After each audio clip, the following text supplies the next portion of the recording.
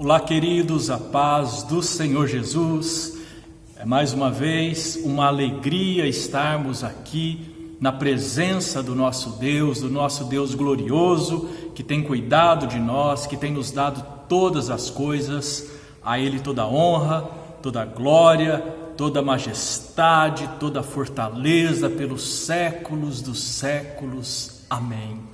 Amém, queridos. Hoje é um dia muito especial, onde comemoramos o Dia das Mães e vai o parabéns da Igreja Cristianismo Decidido de Palotina a todas as mães que estão nos assistindo, que o Senhor as agracie com toda a sorte de bênçãos, que o Senhor te proteja, que o Senhor te instrua, que o Senhor seja o seu guia, que o Senhor lhe dê sabedoria, para que você dê conselhos sábios aos seus filhos. Amém? Que o Senhor lhe conceda muitos anos de vida para que você possa ver os filhos dos seus filhos e dos seus netos e ver os seus bisnetos e por aí afora. Amém, queridos? Nós queremos honrar e glorificar ao nosso Deus porque Ele é digno, porque Ele é um Deus que sabe todas as coisas. E se nós estamos num momento de dificuldade, talvez muitos não podendo visitar suas mães, nós só podemos saber, nós só podemos nos confortar em saber que o Senhor está no controle de todas as coisas, que o Senhor não nos abandona, que este momento que passamos não tem passado desapercebido aos olhos dele.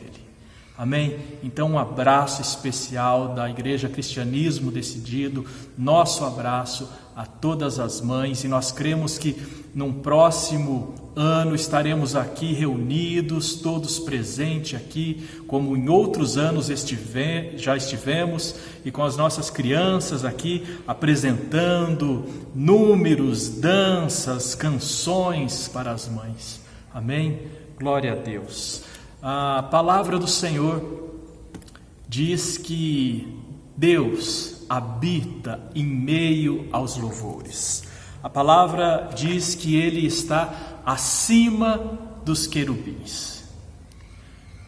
A mais alta patente no céu, que é o querubim, quando precisa falar com Deus, precisa olhar para cima, porque Ele está acima dos querubins.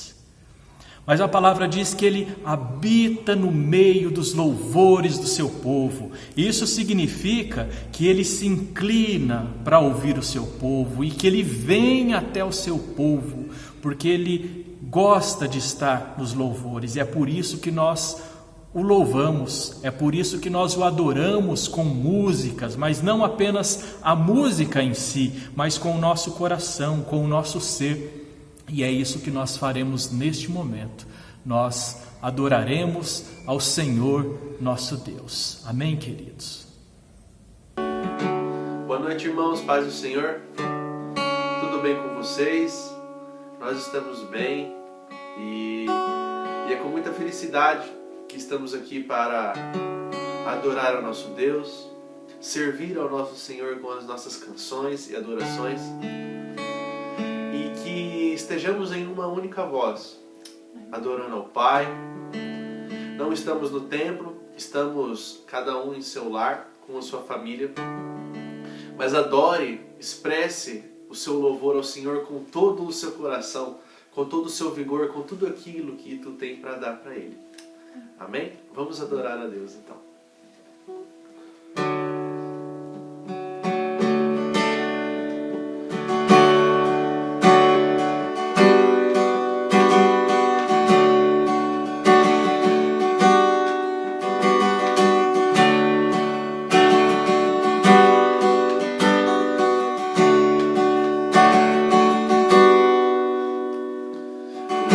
Hoje é tempo de louvar a Deus.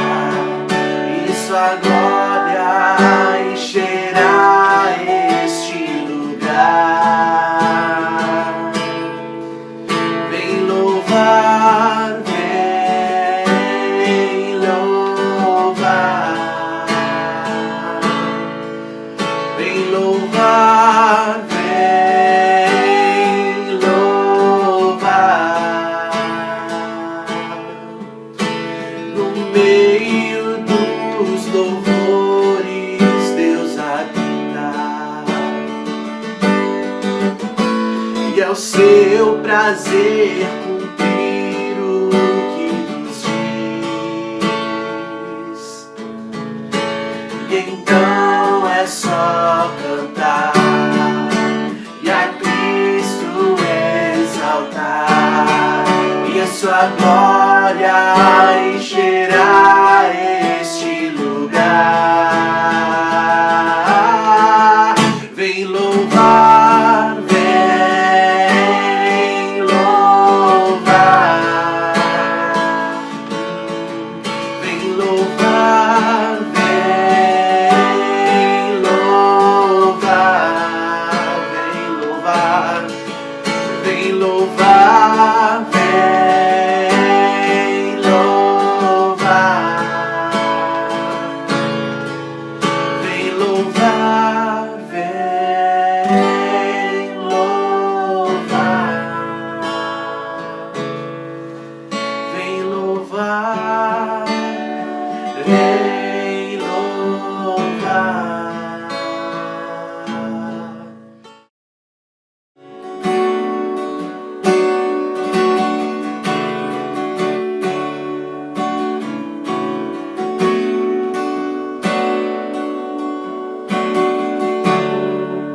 Menino nasceu como um filho, se nos deu. Ele é o próprio Deus e vive em mim. Debaixo de suas asas eu me escondi.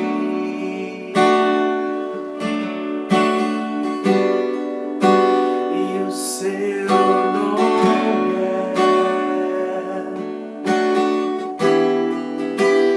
maravilhoso.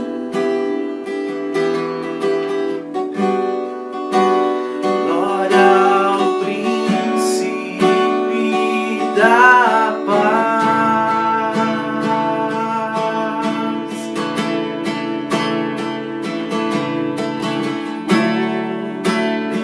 Menino nasceu como um filho, se nos deu. Ele é o próprio Deus e vive em mim. Debaixo de suas asas eu me escondi.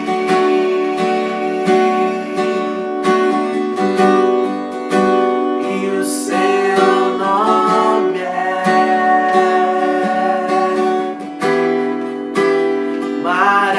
maravilhoso.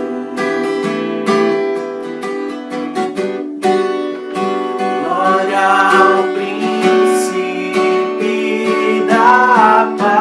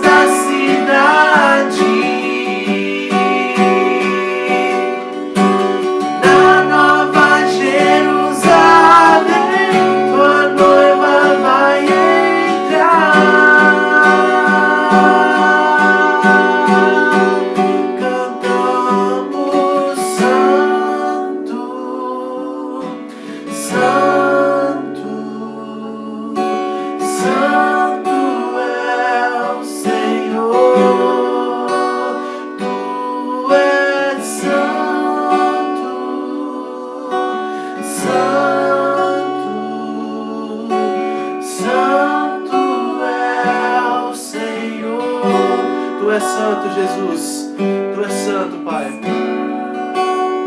Glórias a Ti, Pai.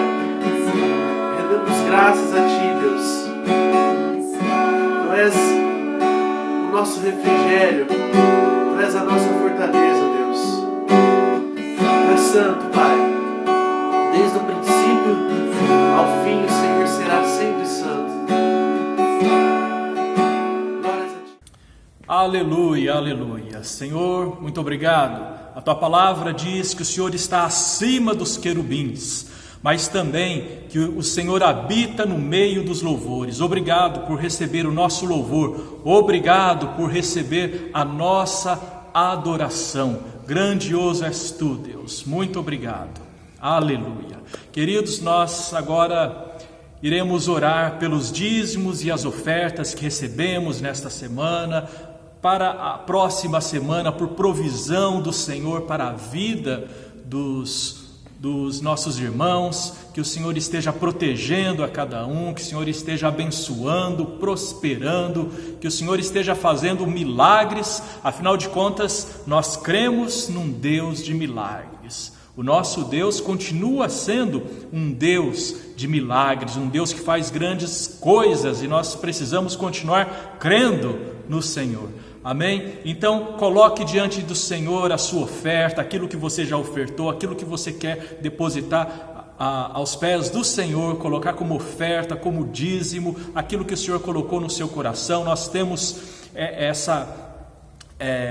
esse intento no coração de sermos fiéis ao Senhor, de acordo com aquilo que Ele tem nos dado. Nos dízimos nós separamos 10% para o Senhor. A oferta é aquilo que Deus colocou no nosso coração, e nós somos fiéis porque nós já provamos e nós vimos que Deus é fiel. Não precisamos nem fazer a prova, nós simplesmente fazemos a nossa parte, e nós já percebemos como nosso Deus é fiel.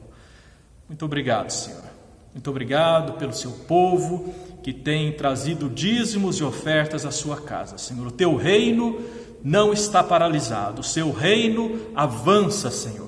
Que o Senhor esteja abençoando a cada um dos meus irmãos, que o Senhor esteja dando condições financeiras, Senhor, para que os propósitos, para que os planos não fiquem paralisados na vida deles, Pai, em nome de Jesus. Que o Senhor esteja dando em abundância, conforme diz a sua palavra, Pai. Nós cremos na sua palavra e por isso nós temos sido abençoados, Senhor. Que o Senhor esteja derramando toda a sorte de bênção sobre cada um, que o Senhor esteja prosperando, que o Senhor esteja livrando de todo mal, que o Senhor esteja cuidando de cada um, para a honra e glória do seu nome.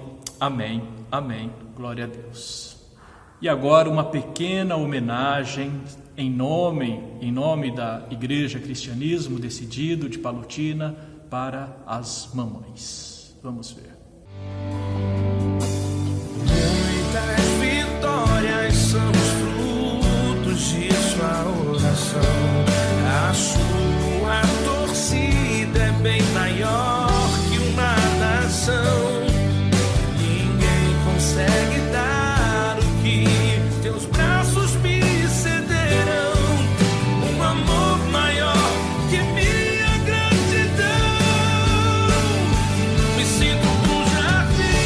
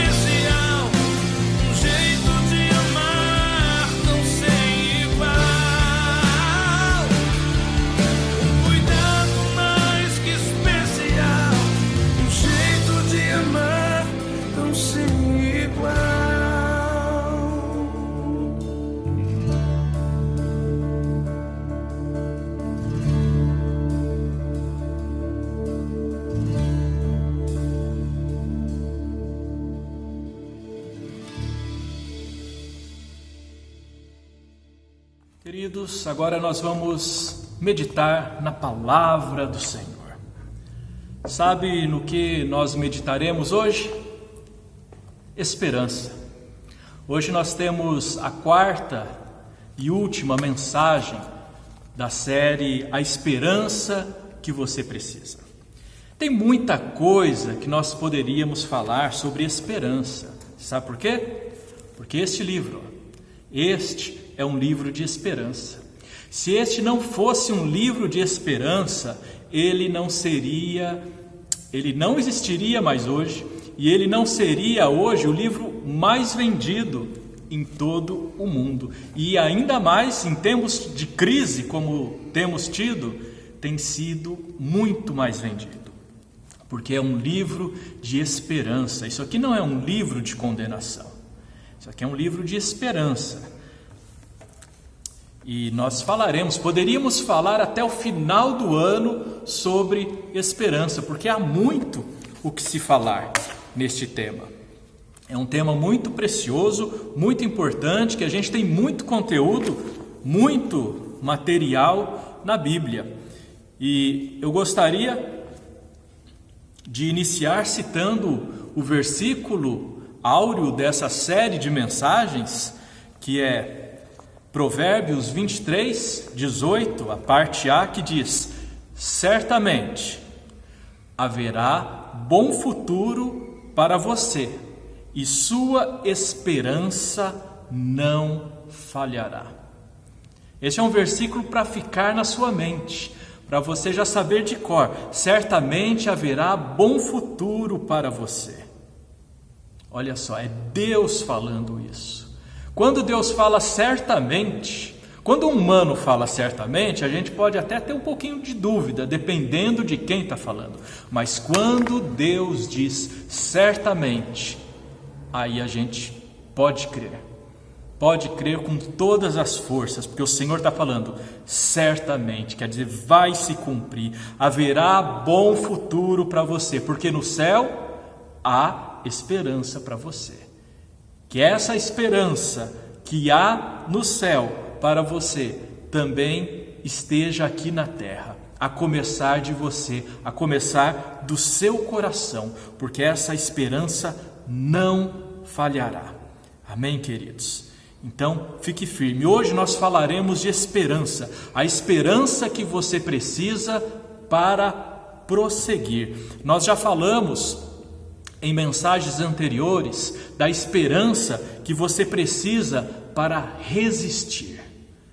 Nós temos que resistir aos dias maus, temos que resistir a tantas coisas para prevalecer a esperança no nosso interior. Nós temos que investir em nós, investir em relacionamentos, temos que investir em muitas coisas, muitas áreas da nossa vida para manter acesa a chama da esperança.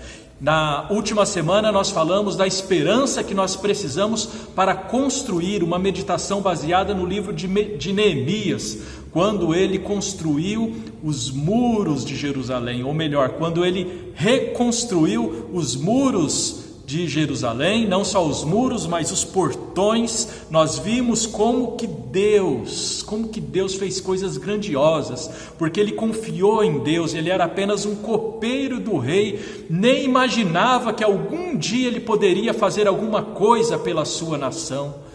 Ele simplesmente ficou com o coração angustiado, jejuou e orou a Deus, e Deus preparou um encontro com o rei Artaxerxes, e usou aquele rei com recursos para que as muralhas de Jerusalém fossem reconstruídas. Que obra grandiosa! Deus quer fazer grandes coisas através da sua vida. Creia nisso. Não fique pensando que é só para os outros. É preciso que você saiba que Deus tem grandes coisas para você. O que incomoda o seu coração? Aquilo começou com um incômodo, uma tristeza no coração de Neemias por uma notícia que ele ouviu dos seus irmãos que estavam ali numa situação bem desfavorecida, estavam à mercê de inimigos, e aquilo gerou nele algo que tocou o coração de Deus, e que Deus já tinha os planos, porque Deus sempre está muito à frente da gente. Então, queridos, se coloque diante de Deus, porque Ele tem grandes coisas para você, grandes coisas. Amém? E hoje nós falaremos da esperança que você precisa para prosseguir. Encerraremos hoje essa série de mensagens.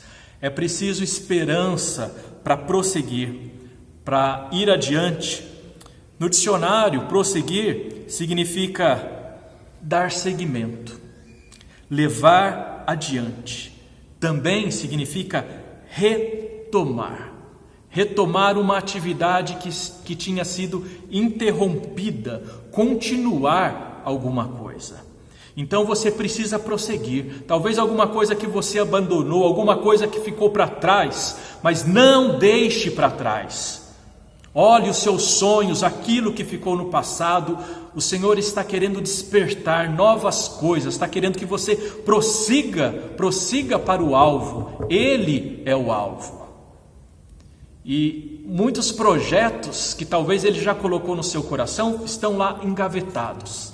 E outros que Ele tem colocado e que Ele vai colocar. É preciso prosseguir. Na vida nós temos obstáculos. Não existe uma vida sem obstáculos. Já falamos aqui também que estamos correndo como que numa maratona.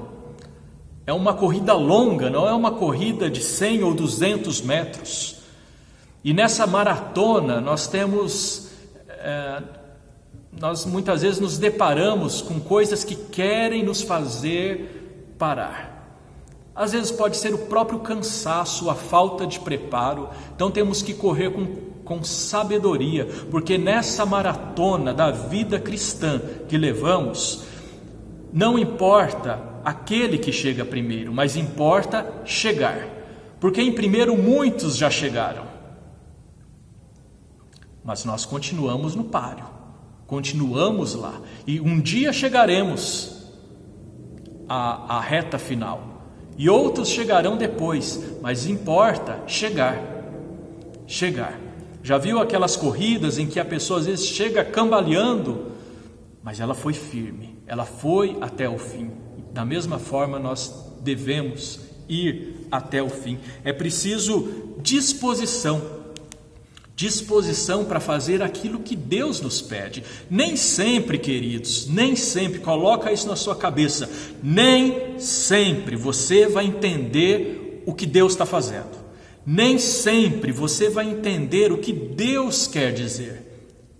Mas coloque na sua cabeça que mesmo não entendendo, você precisa obedecer.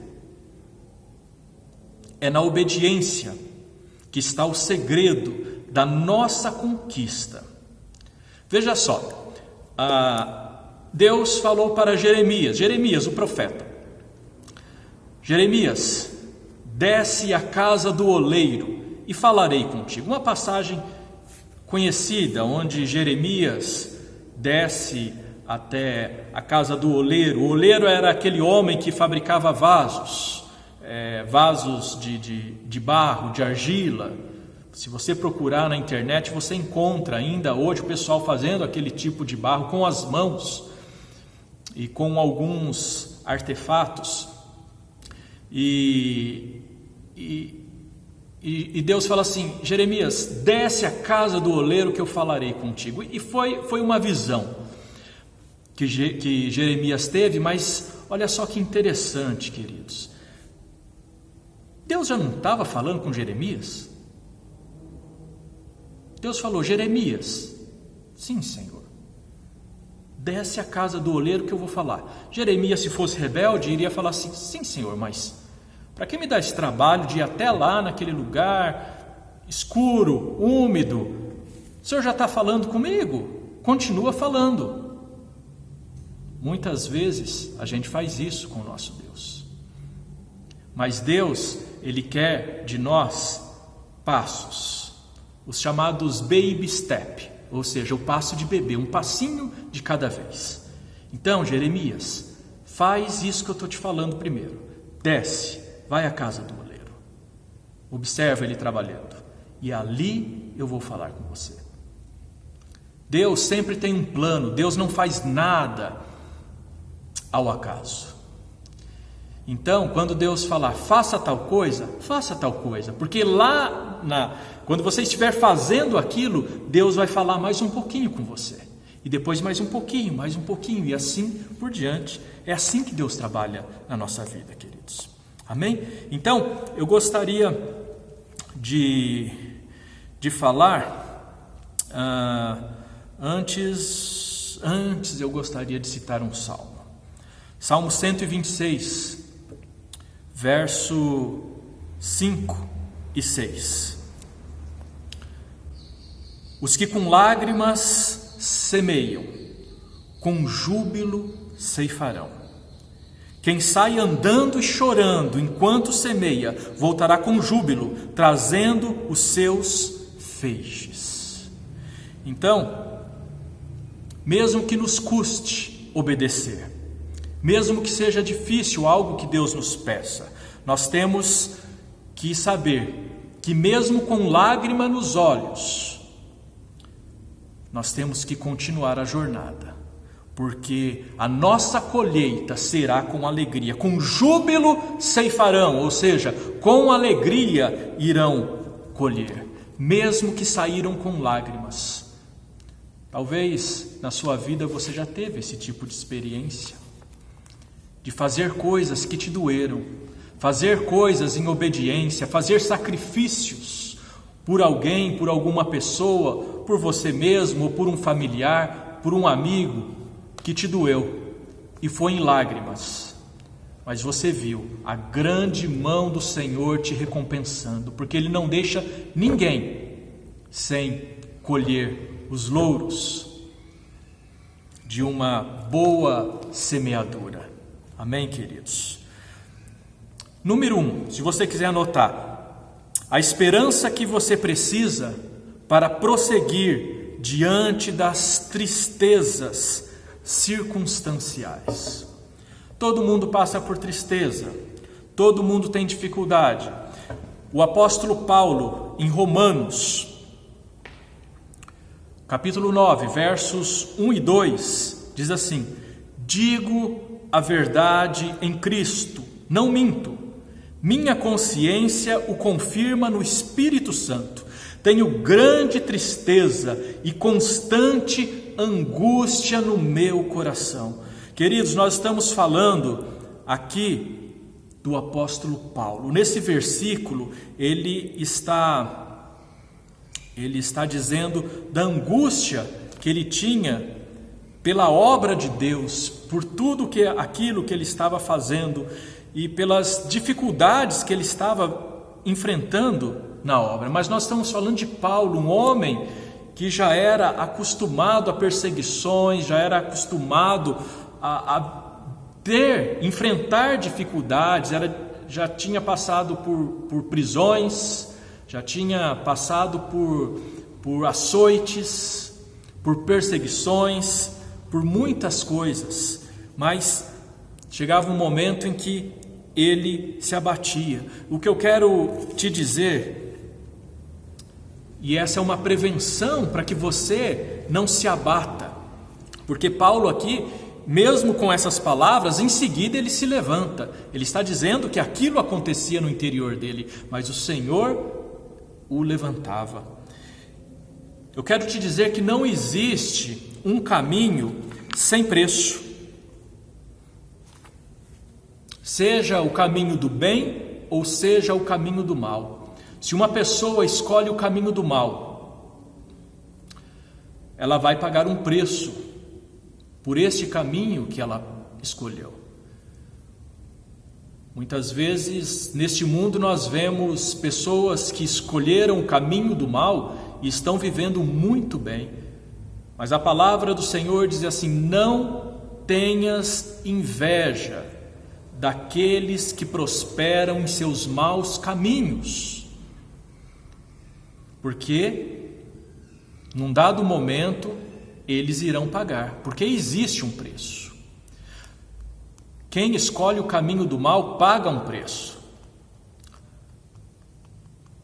Só que muitas vezes nós pensamos erroneamente que quem escolhe o caminho do bem não paga preço.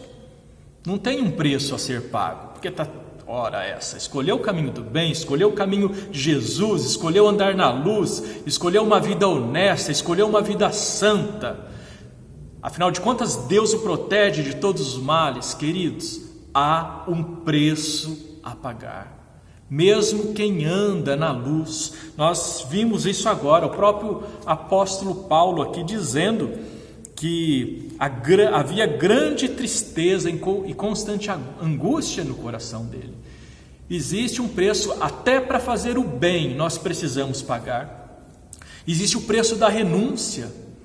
Muitas vezes, na verdade sempre, temos que renunciar à nossa carne, renunciar ao nosso orgulho, renunciar a nós mesmos. Temos que pegar a nossa cruz e levar. Jesus Cristo falou que deveríamos ficar felizes quando fôssemos perseguidos e maltratados pela obra do Senhor. Significa que isso acontece. A gente não gosta, Paulo não gostava da angústia que ele estava vivendo, mas ele estava vivendo e Jesus falou: tende bom ânimo, porque eu venci o mundo, nesse mundo que tereis aflições. Ele venceu. Não está dizendo que nós vamos vencer o mundo, está dizendo que ele venceu. A nossa fé está nele e não em nós. Tudo aquilo que sofremos, tudo aquilo que passamos, nós colocamos diante do Senhor. Todas as pessoas passam dificuldades, passam por tristezas. Tem pessoas que reclamam, que sofrem por não serem casadas, porque querem se casar e não conseguem, está difícil. Outras pessoas nos procuram porque são casados e estão sofrendo no casamento. Então, quem não está casado sofre, e quem está casado também sofre. Tem pessoas que sofrem porque não tem dinheiro. Muita gente. Mas o nosso coração não deve estar no dinheiro. E tem pessoas, você sabia, que sofrem por ter dinheiro. E isso é bíblico. A palavra diz que quando uma pessoa tem muito dinheiro, a preocupação dela aumenta muito com aqueles recursos. O que ela vai fazer? Fica com medo de ladrão, fica com medo de perder tudo, dos seus investimentos, dos seus negócios. Veja só o tempo que passamos hoje com essa pandemia, quantos negócios falindo, quebrando. Então tem gente que sofre por ter dinheiro, tem gente que gostaria de ter o mínimo para viver. Tem gente que sofre por não ter família, é o sonho que ela mais gostaria de ter família. E tem gente que sofre porque tem uma família, reclama da sua família, gostaria que todo mundo sumisse, ou que a própria pessoa gostaria de sumir, nunca mais ver a sua família, ter vínculos com a sua família. Queridos, eu posso citar aqui N casos. Todo mundo tem uma razão para sofrer. E embora a gente possa olhar para a pessoa e dizer: nossa, mas está sofrendo com isso. Mas cada um sabe onde aperta, cada um sabe o tamanho do seu sofrimento. Às vezes, para você, o sofrimento do outro não é nada. Você já passou por uma situação parecida ou idêntica e tirou de letra, mas são pessoas diferentes. E às vezes ela não sofre com o que você sofre, e você não sofre com o que ela sofre, mas as duas pessoas sofrem por razões diferentes. Mas nada disso deve nos parar, porque nós devemos ter esperança para prosseguir diante das tristezas circunstanciais, aquelas que, vez ou outra, vêm para nos abater, para nos fazer parar. Não pare, prossiga. A esperança que nós precisamos para prosseguir. Número 2, anote aí a esperança que você precisa para prosseguir diante das dúvidas da sua jornada. O apóstolo Tiago, no capítulo 1, verso 6 da sua carta, diz: pois aquele que duvida é semelhante à onda do mar, levada e agitada pelo vento. Você já viu uma onda do mar? Ela oscila bastante, né? Mas algumas ondas são enormes. Mas aquela mesma onda que no momento é enorme, no outro momento ela está pequenininha, ela se quebra e ela se divide em várias partes. E ela é pequena, mas ela vai para um lado, ela vai para o outro. O que ele quer dizer é que as dúvidas não podem nos fazer parar. As dúvidas, elas existirão na nossa jornada, mas elas não podem ter esse poder. Não devemos ser como onda do mar. Uma hora eu penso uma coisa, outra hora eu penso outra. E muitas vezes, nesse mundo que nós estamos, com tantas opiniões, com tantas informações, às vezes é difícil. Tem certos assuntos que é bem complicado ter uma opinião, mas assuntos, principalmente os relacionados a Deus, queridos, palavra, somente a palavra para te orientar. E ainda assim, aqui nós podemos ter uma multidão de interpretações, mas nós devemos sempre seguir o bom senso. Tem coisas que a gente não sabe a fundo. E você quer saber? Tem coisa que não interessa a fundo para a sua salvação. Tem coisas que são muito importantes para a sua salvação e para a sua vida com Deus. Mas existem outras coisas que não farão tanta diferença.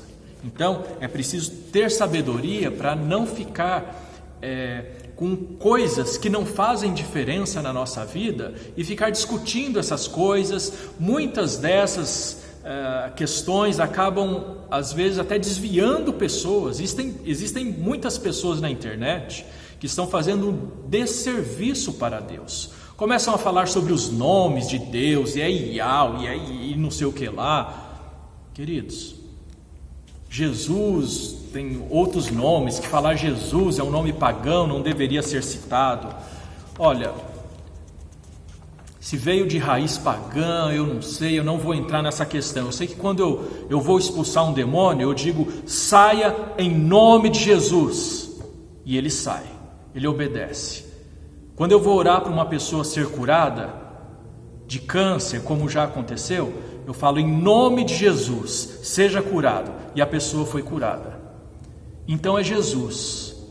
Então não deixe coisinhas ficarem na sua cabeça, ficar tirando a sua fé, tirando a sua esperança, colocando dúvidas em você.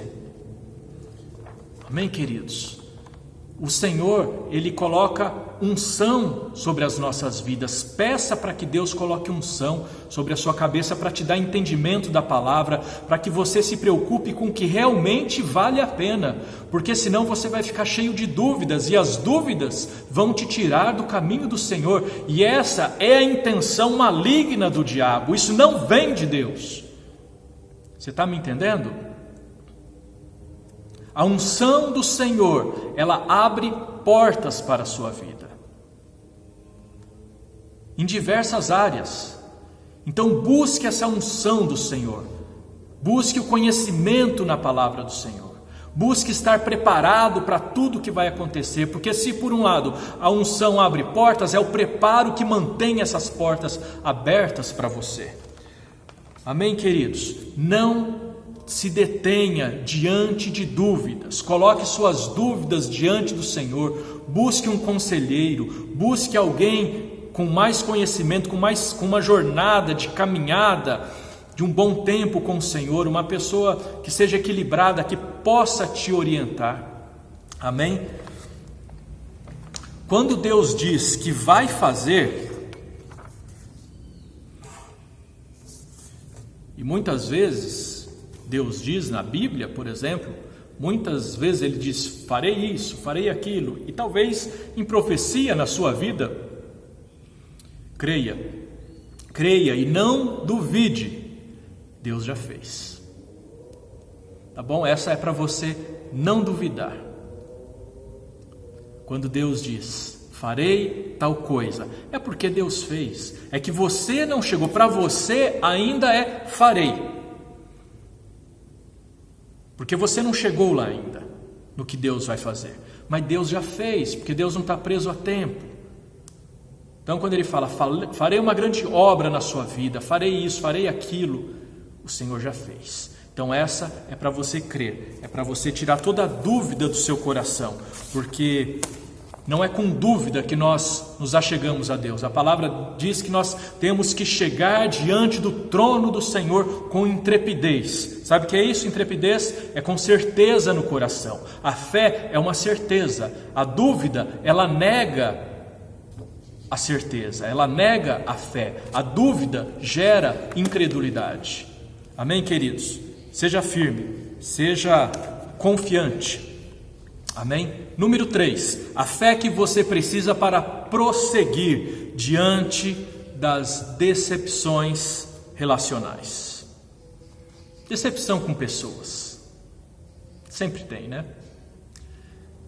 No livro de Salmos, capítulo 25, verso 3, a palavra do Senhor diz: nenhum dos que esperam em ti ficará decepcionado. Decepcionados ficarão aqueles que sem motivo agem traiçoeiramente. Quando nós esperamos do Senhor, nós esperamos tendo a certeza de que Ele está vindo ao nosso encontro. Esperar é caminhar. Quem espera e espera no Senhor não está parado. Quem espera no Senhor está caminhando. Esperar no Senhor é caminhar. Você pode olhar ao seu redor e ver que as coisas não estão acontecendo, mas estão acontecendo. Seja decepções de vários tipos, mas principalmente as relacionais. Muitas vezes decepções que nós temos dentro da nossa própria casa, com os nossos familiares, são aquelas que nos machucam mais. Mas é onde acontece o maior número de decepções, é dentro da nossa casa. E isso aconteceu já em muitas situações, e nós podemos citar o caso de José do Egito, que foi traído por seus próprios irmãos. Foi uma decepção dentro da casa dele. José, ele não sabia por que ele era tão odiado dentro da própria casa, mas ele era odiado. Talvez você também se sinta assim, odiado, às vezes dentro da sua casa, mas às vezes em outros ambientes você percebe que não é bem quisto pelas pessoas, alguma coisa estranha, e tem gente que faz por merecer.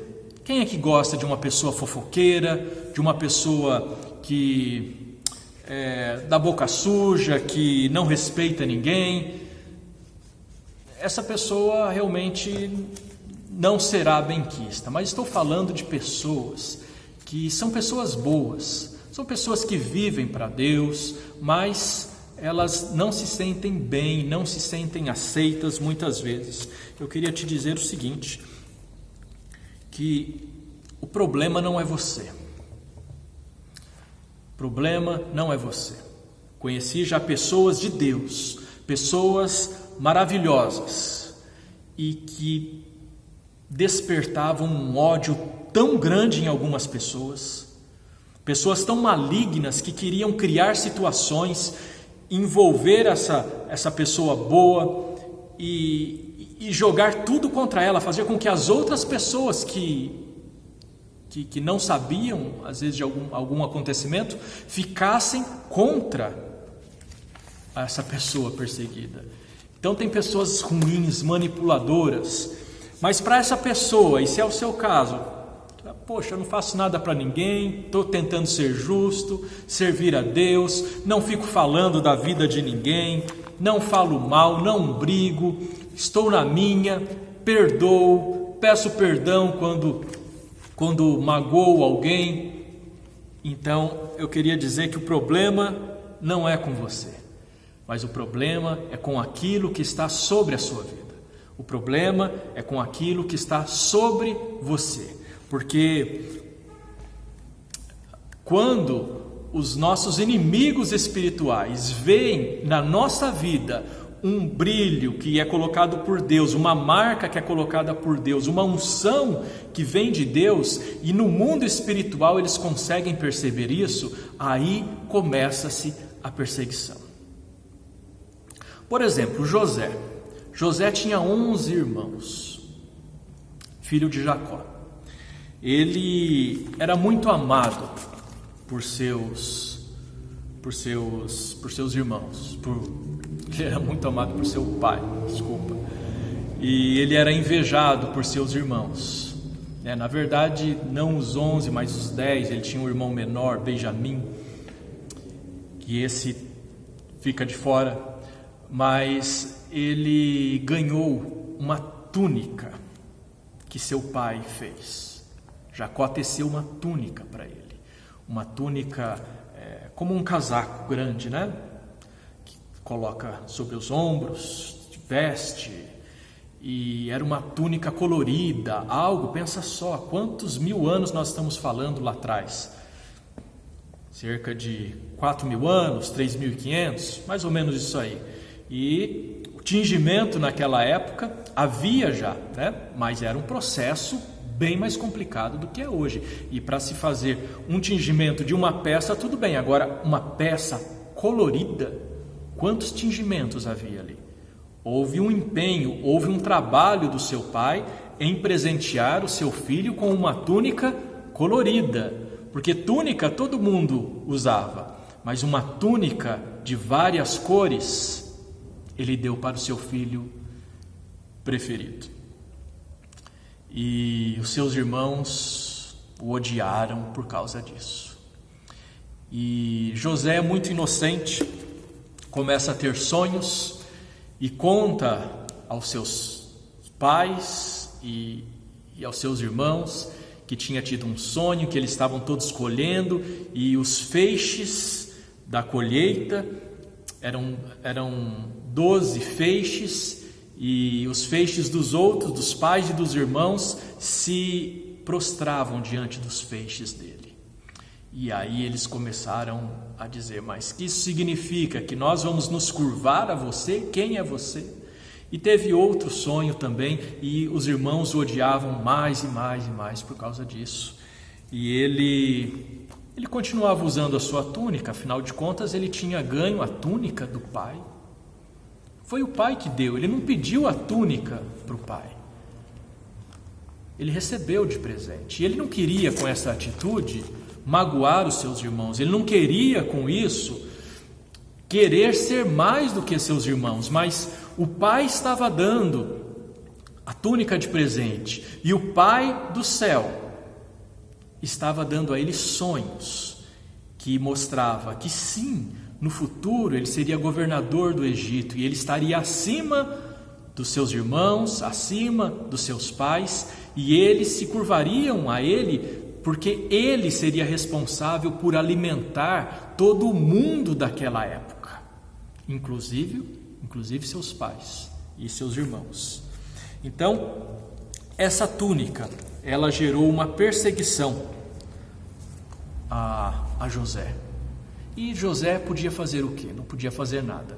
Num dado dia, seus irmãos planejaram matar José, mas um deles falou, não, matar é demais, nós vamos decidir outra coisa. E jogaram ele num poço, deixaram ele lá, e passando uma caravana de comerciantes, eles o venderam como escravos. Isso significava que eles nunca mais o veriam, porque ele seria levado para longe, para um lugar distante, e que não teriam, seria como se ele estivesse morto. Então, eles fizeram tudo isso por inveja. E o que José fez para eles foi um pouco inocente, talvez, em algumas atitudes, mas não fez nenhum mal. E muitas vezes tem pessoas que vivem assim, não fez mal para ninguém. Às vezes agiu de forma precipitada ou inocente, mas pagou um alto preço por isso. Mas saiba que elas fazem parte. Paulo, o apóstolo Paulo, também lá em Atos capítulo 18, estava reclamando muito porque os judeus não davam atenção à pregação dele. E ele reclama e ele fica bravo e ele fala: eu não mais vou pregar para os judeus, eu vou pregar só para os gentios, que eram todos os gregos e todos os povos que não eram judeus. E sabe o que aconteceu, queridos? Jesus apareceu para ele. Jesus apareceu para Paulo e falou: Paulo, continue pregando. Continue pregando porque eu estou com você. E eu tenho coisas para falar para esse povo. Paulo queria desistir diante das decepções relacionais. Mas Deus não deixou. Apareceu para ele e falou: não pare. José nem sabia o que estava acontecendo. O jovem José, de 17 anos, foi vendido como escravo, sofreu, foi preso, foi escravo, foi acusado novamente, tantas coisas. Não vamos entrar na história de José agora, mas chega um momento em que José poderia muito bem matar os seus irmãos quando volta a vê-los por volta de 15 anos mais tarde. Agora ele não é reconhecido e ele é alguém que é o governador do Egito, poderia muito bem tê-los ali feito sofrer, matar, mas ele oferece o seu perdão. Porque Deus tinha muito ainda a tratar no coração deles. Então, com você, se você se sente perseguido, se você se sente decepcionado com relacionamentos, não pare. Não pare de falar, como Paulo não parou de falar. Ele queria, e nós estamos falando de Paulo, o grande apóstolo Paulo.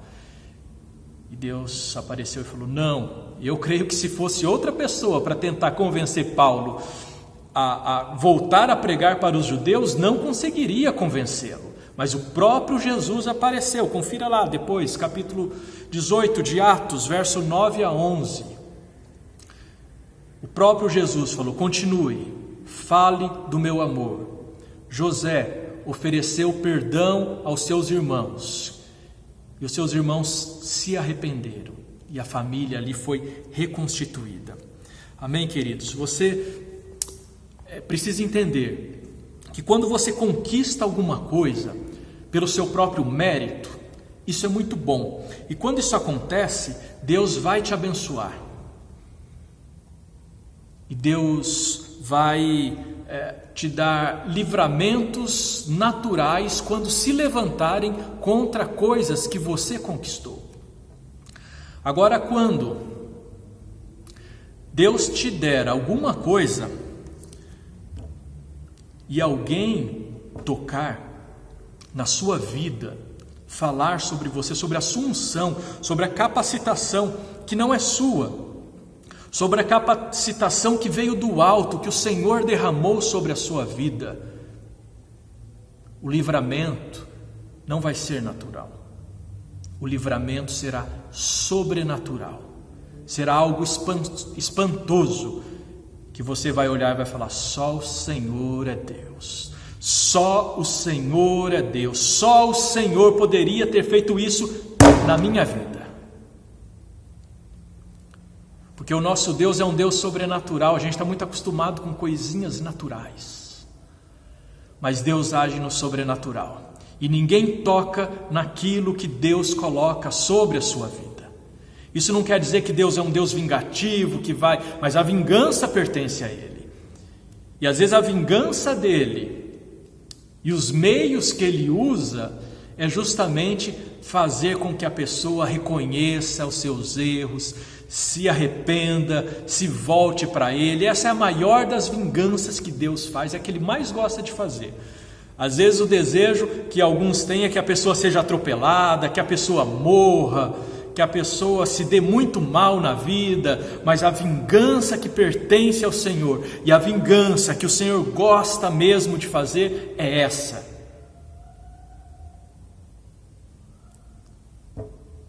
Que a pessoa se arrependa, que a pessoa se converta dos seus maus caminhos e que a pessoa o aceite como Deus, como Senhor e como Salvador.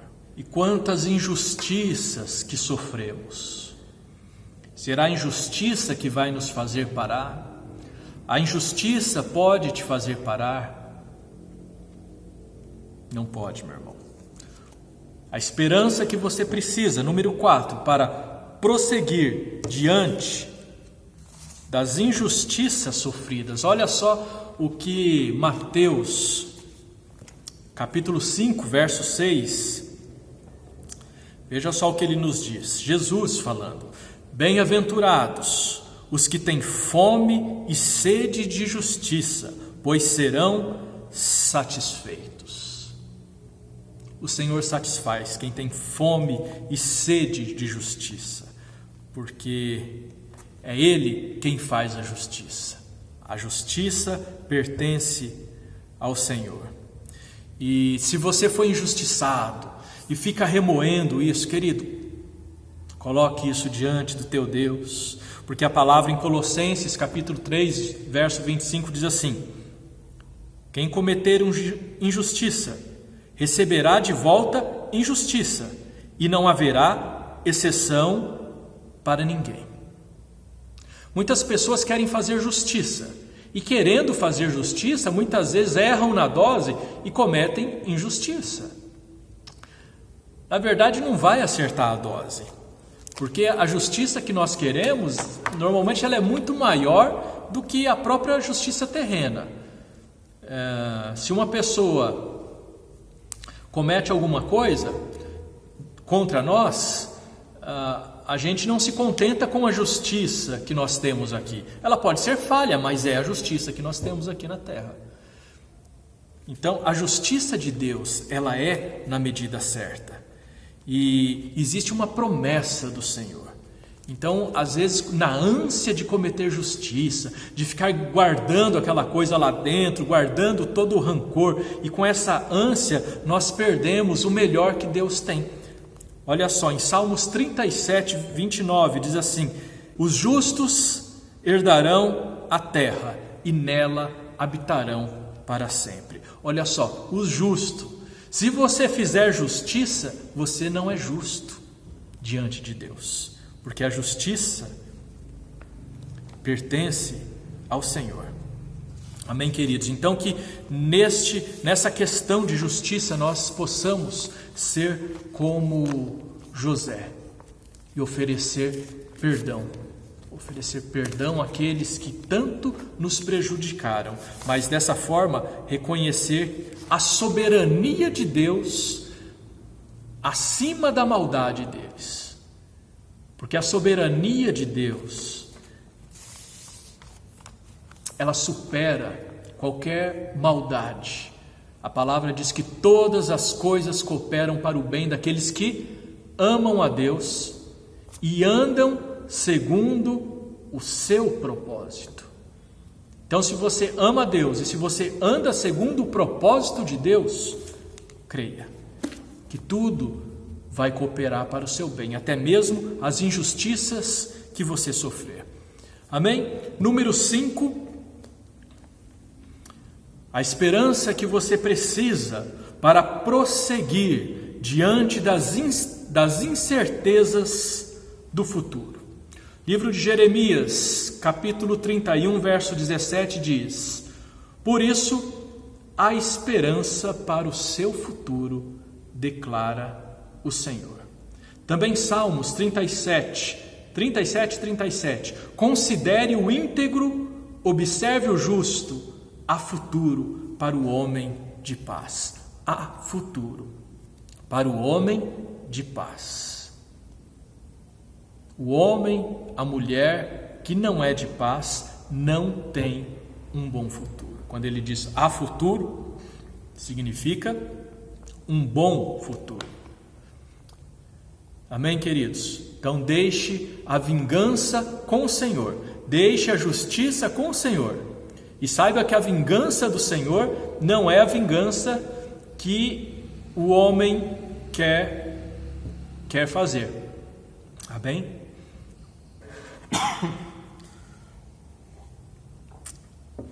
Tem coisas que você não escolhe. Você já deve ter percebido que tem coisa que você quer e não vem, mas tem coisas que você não escolhe, mas Deus escolhe para você. É Deus.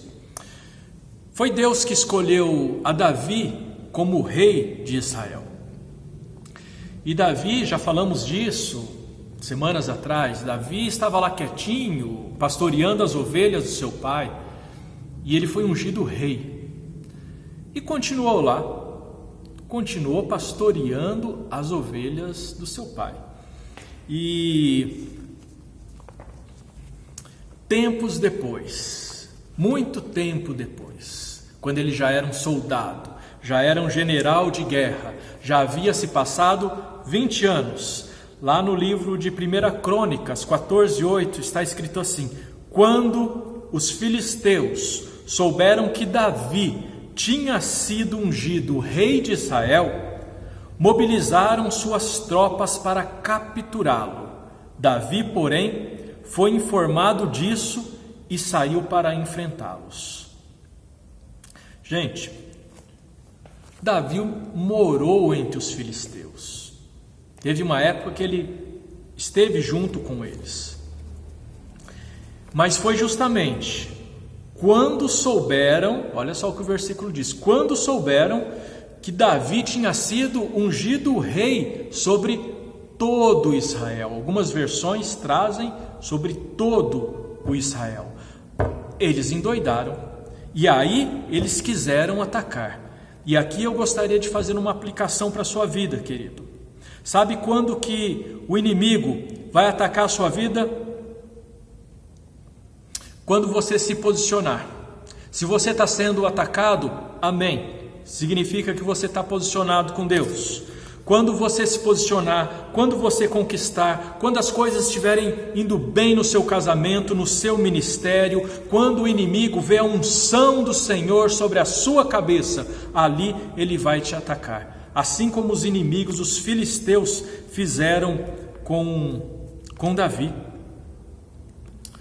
Porque quando eles percebem que há algo diferente, que há algo especial, que Deus vai fazer grandes coisas, é aí que ele ataca. Eu me lembro quando eu me posicionei em algumas coisas com Deus, questão de dízimos, questão de posicionamento, de estar firme, de falar, Senhor, eu quero uma vida santa, uma vida que agrade ao Senhor. Em vários posicionamentos que eu fiz na minha vida, eu me lembro claramente dos ataques que eu sofri. Bateram no meu carro, mais de uma vez bateram no meu carro, justamente nesses posicionamentos.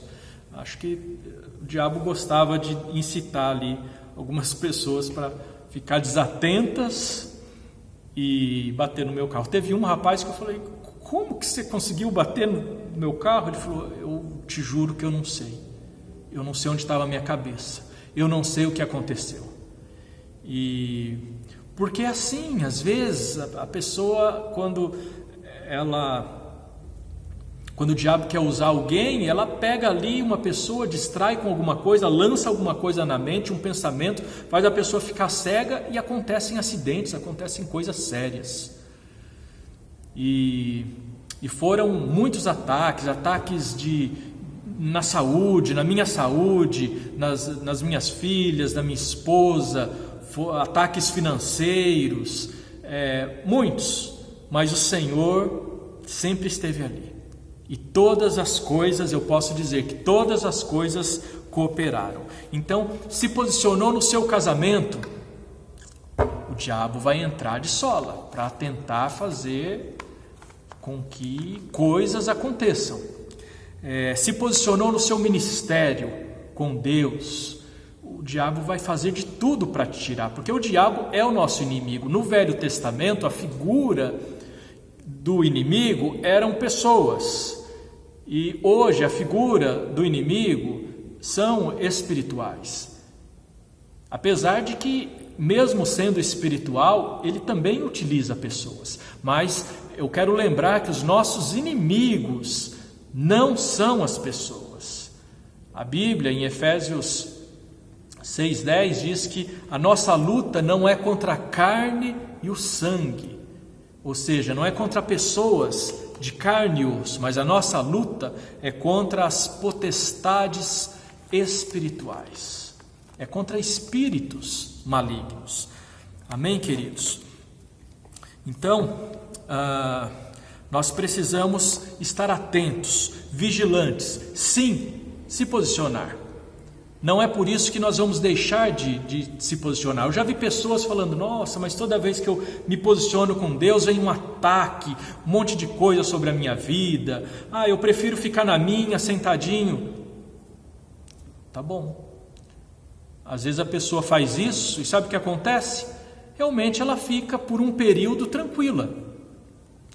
Os ataques que estavam sobre ela param, mas por um tempo, porque chega um determinado momento que o diabo vai tentar agora destruir aquela vida, porque já que ela não está fazendo diferença no reino de Deus, ele deixa ali, não se preocupa, mas chega uma hora que ele dá uma olhada e fala, eu vou destruir alguém aqui, e vai e destrói, queridos. Tira da igreja, leva para o crime, leva para as drogas, leva para a prostituição, leva para a cadeia, leva para o cemitério. É isso que ele faz. Tá, então o que fazer se eu estou posicionado e estou sofrendo ataque? Resistir, ou melhor, sujeitai-vos ao Senhor. Resistir ao diabo, e ele fugirá de vós. Você querendo ou não querendo, querido, você está numa batalha espiritual. Você não pode ficar quietinho contra o diabo. O diabo, ele é mais ou menos como aquele cachorro que vem correndo, querendo te morder. Mas quando você bate o pé, ele sai correndo de medo. É assim que ele faz. Então nós temos autoridade. O Senhor Jesus diz, eis que vos dou autoridade sobre todo espírito maligno. Então use essa autoridade. Por dentro você pode estar tremendo de medo, mas por fora não, você vai falar, sai em nome de Jesus da minha vida. Aí você se posiciona, se você já está, estamos falando de uma pessoa posicionada nas coisas de Deus e sofrendo ataque. Se já está posicionado, já está em pé, continue orando, repreendendo as forças malignas, lendo a palavra, não dando brecha na sua vida, fazendo as coisas certas.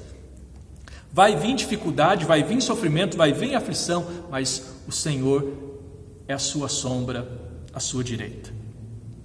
O Senhor é quem te toma pela tua mão e diz, não temas, eu estou contigo. Eu te guardo e te protejo com a destra da minha justiça. Esse é o nosso Deus. Não tem uma outra vida mais fácil. O Senhor nos chama para sermos dele. O Senhor nos chama para que nós estejamos completamente envolvidos nos negócios dele. Temos coisas neste mundo, mas a prioridade das nossas vidas precisa ser ele. Amém, meus irmãos? Lá em olha só, Salmo 91. Quem nunca leu o Salmo 91? Talvez um dos salmos mais lidos por pessoas evangélicas ou não, católicas, espíritas, até mesmo ateu, que ouve falar de Salmo 91, então juntamente com o Salmo 23, eu acho que os salmos mais conhecidos. Lá no Salmo 91, 11, o que está escrito? O Senhor dará ordens a teu respeito, para que os anjos te protejam, para que os seus pés não tropecem em nenhuma pedra. Nós falamos antes que quando Deus diz que fará, e aqui no caso dará, Salmo 91, 11, o Senhor dará ordens, na verdade Ele já deu, já foi dada a ordem a seu respeito, meu irmão. E existe um anjo tirando as pedras de tropeço da sua frente, que é o que está escrito. Essa palavra se cumpriu na vida de Jesus. Essa palavra foi usada pelo diabo para tentar a Jesus, quando Jesus estava em jejum no deserto. Já havia terminado os 40 dias. O diabo conhece muito bem a Bíblia, e ele afirma isso aqui. Isso é uma realidade, é uma verdade. Os anjos estão ali. E falando de uma forma metafórica e espiritual, os anjos, eles estão para nos auxiliar, para vir em nosso socorro. Então, metafórica porque às vezes não é uma pedra, às vezes é uma dificuldade, uma circunstância sobre a sua vida, e os anjos vêm. Só que se você não andar, você vai tropeçar em quê? Se você não for para frente, se você não prosseguir, no que você vai tropeçar? Não vai deu um bug aqui. Não vai tropeçar. Tem que andar, tem que correr. Se você ficar sentado, se você ficar deitado nas coisas espirituais, você não vai ter nem pedra de tropeço. O anjo não vai fazer nada na sua frente, porque você não dá nem trabalho para o anjo, coisa que ele gostaria de estar fazendo, porque são seres angelicais enviados para servir aqueles que hão de herdar a salvação. Ou você não há de herdar a salvação? Para isso existem os anjos. Não fique parado. Não fique parado. Então, para concluir, meus irmãos, não fique parado. Prossiga. Não se deixe paralisar. Amém? Renove as suas esperanças e caminhe com fé, porque seu futuro no Senhor não é incerto. Existe muita instabilidade no mundo hoje, nos seres humanos, mas não para Deus e não para os planos de Deus. Deus sabe o que faz, e esse vírus não pegou Deus de surpresa. Deus certamente sabe o que faz. Deus é soberano até mesmo nas circunstâncias. A questão é nós cremos nisso e nós nos apropriarmos pela fé da soberania de Deus sobre todas as coisas. Amém, queridos? Porque o seu problema também não surpreendeu a Deus, não pegou a Ele de surpresa. O seu choro não pegou a Deus de surpresa. O seu choro escondidinho não é surpresa. Ele te conhece. Suas angústias, medos, aflições, Ele quer tirar tudo isso e quer colocar esperança. Esperança. Porque o desânimo, a aflição, as dificuldades, decepções, tudo isso vem para todo mundo. E às vezes a hora que a gente menos espera, às vezes a gente acha que está tudo bem e de repente a gente acorda numa manhã e alguma coisa não está legal. Sabe? Vem um abatimento, vem uma coisa, vem uma irritação, vem um desespero. alguma coisa não está boa. E a gente se aprofunda nesse sentimento, ou a gente luta para sair. Luta como se estivesse ali numa areia movediça. Não vou me afundar, não vou me afundar. E estende as mãos, e é o Senhor que te puxa pela sua mão e que te ergue, e o Senhor que te livra desse lodo, desse charco de lama. É o Senhor que te traz para fora, que te limpa e que te purifica. Amém, queridos? Eu quero dizer que o Senhor te conhece. Para concluir, queridos, acredite na esperança para resistir, para investir, para construir e para prosseguir. Amém? Encerrando, eu gostaria de declarar gostaria de ler o que o Paulo declarou em Romanos, capítulo 8, verso 37 e 39. Preste atenção. Mas em todas as coisas somos mais que vencedores, por meio daquele que nos amou. Pois estou convencido de que nem a morte, nem a vida, nem anjos, nem demônios, nem o presente, nem o futuro, nem quaisquer poderes, nem altura, nem profundidade, nem qualquer outra coisa na criação será capaz de nos separar do amor de Deus que está em Cristo Jesus, nosso Senhor. Amém, queridos? Coloque esperança em seu coração. Ministre a sua alma.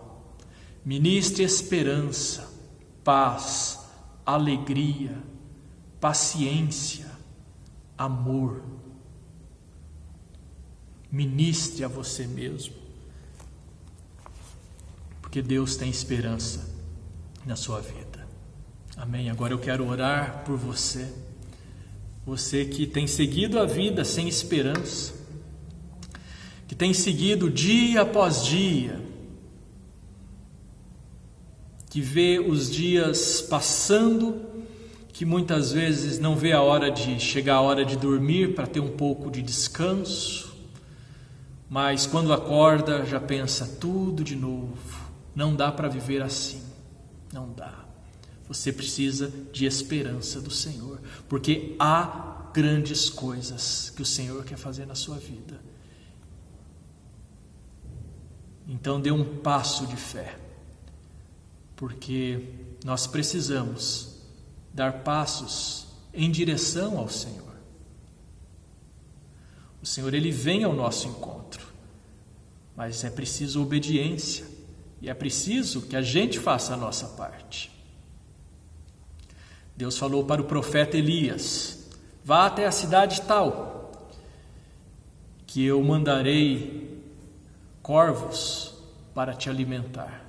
Havia uma fome no mundo, uma seca, não chovia. O próprio profeta Elias tinha profetizado que não choveria, e não choveu, e houve fome. E Deus falou: vai até a cidade tal, que eu vou mandar corvo para te alimentar. Pensa só, queridos, corvos para levar alimento para um homem. Elias tinha a opção de falar: não vou. Qual que é a diferença? Porque eu tenho que andar tantos quilômetros para ir até a outra cidade? O senhor está falando comigo aqui, o senhor fala com um corvo lá, manda o corvo trazer a comida aqui para mim. Mas Elias não fez isso. Elias fez a parte dele, ele foi até a cidade que Deus, até o local que Deus tinha mandado, e sabe o que aconteceu? O corvo chegou lá, com carne fresca. Aí eu imagino, né? Corvo é uma espécie de urubu que gosta de comer carne podre. Carne fresca eu acho que ele não quis, aí ele levou para o homem de Deus. Olha só como Deus faz coisas incríveis. Eu estou te dizendo isso para dizer que Elias fez a parte dele. Elias foi onde Deus mandou. Qual a probabilidade? Existia alguma probabilidade de Elias não ir? Sim, existia. Existia alguma probabilidade de o corvo não ir? Não, porque Deus é soberano, Ele manda, e Ele mandou o corvo, e o corvo iria obedecer. Mas o homem tem o livre-arbítrio, e o homem pode falar, não vou fazer minha parte, eu não vou obedecer, eu não vou fazer isso. Elias poderia não fazer a parte dele, devido ao livre-arbítrio. Mas ele não quis saber de livre-arbítrio, ele quis saber de obedecer, e ele obedeceu, ele foi alimentado por um tempo, depois foi para outro lugar, na casa da viúva, e foi alimentado lá também, e assim vai. Mas olha só, Deus faz a parte dele, e nós temos que fazer a nossa parte, porque é assim que Deus trabalha. Amém, queridos? Então faça a sua parte, dê um passo de fé, fala, Senhor, eu estou aqui, e eu quero mais do Senhor. Eu não consigo ter essa esperança, enxergar essa esperança que o pastor está falando, mas eu creio que o Senhor pode colocá-la no meu coração. Então põe no meu coração essa esperança, Senhor. Fale isso para Deus. Se você não tem um compromisso com Ele, fala que você quer um compromisso com o Senhor, que você o aceita como único, suficiente Salvador. Peça para Ele transformar a sua vida, e Ele vai fazer isso. Amém? Vamos orar? Pai querido, o Senhor consegue enxergar cada coração, cada alma aflita, cada alma desesperançada, Senhor. Neste momento eu clamo a Ti, que a Tua esperança venha tocar no coração de todo aquele que está assistindo a essa mensagem, Pai. No nome de Jesus, Senhor. No nome de Jesus. Esperança na salvação. Esperança no futuro. Esperança na família, no casamento. Esperança nos filhos, Senhor. Esperança numa vida melhor. Esperança na prosperidade. Esperança na cura.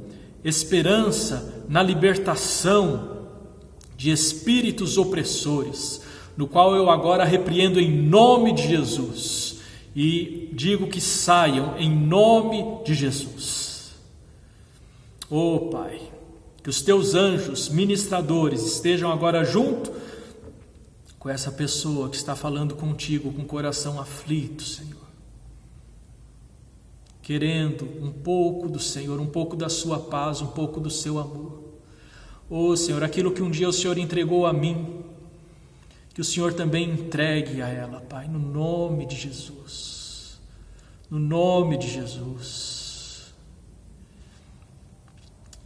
No nome de Jesus. Que a Tua bênção, Senhor, esteja sobre essas vidas que têm Te procurado, que têm clamado a Ti, que tem invocado o Teu nome. A Tua palavra diz, todo aquele que invocar o nome do Senhor será salvo. Que assim seja, no nome de Jesus. Amém, queridos. Que Deus te abençoe.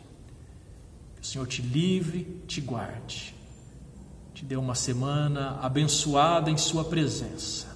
Noites de sono, noites de repouso e de descanso, com a ministração do Senhor, dos anjos ministradores ao lado da sua cama. Toda opressão maligna, todo tormento noturno, em nome de Jesus, está repreendido sobre a sua vida. Tome posse dessa palavra. Amém?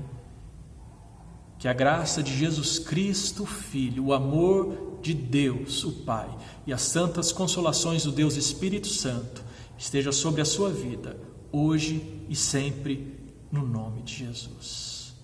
Amém.